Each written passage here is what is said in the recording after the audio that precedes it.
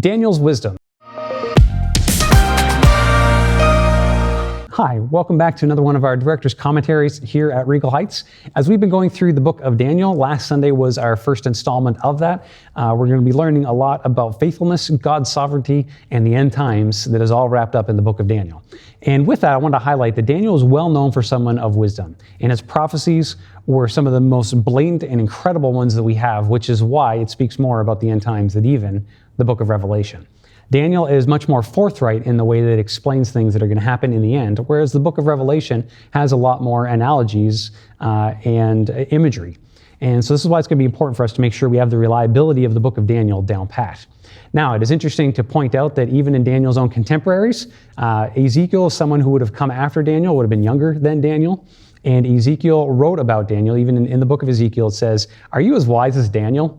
So we learn that even in the book of Ezekiel corroborates the fact that this ancient book, that by the way, they weren't all in the Old Testament together at the time, they were separate scrolls, and that they were confirming one another. The next big one is Jesus Christ himself in Matthew 24. He goes on to say that Daniel is a real person. In fact, when Jesus is talking about the end times, he quotes Daniel in Matthew 24. And he says, "When you see the abomination that causes desolation, as spoken by the prophet Daniel, then you guys need to know about this." Now, we're going to get into the abomination that causes desolation in weeks to come, so I pray you tune into that. But the very interesting thing is this. If Daniel is not real, and is just a story, then Jesus' teaching on the end time is not real, so therefore the end times does not exist. And if Jesus is using fake material to make his supports about the end times, which is regarding our salvation, then he doesn't actually bring our salvation. We see very quickly, as the dominoes fall, that we must take Daniel serious as Jesus did. And on top of that, let's take the wisdom from Daniel, not only about the end times, but how to live faithfully here in the world.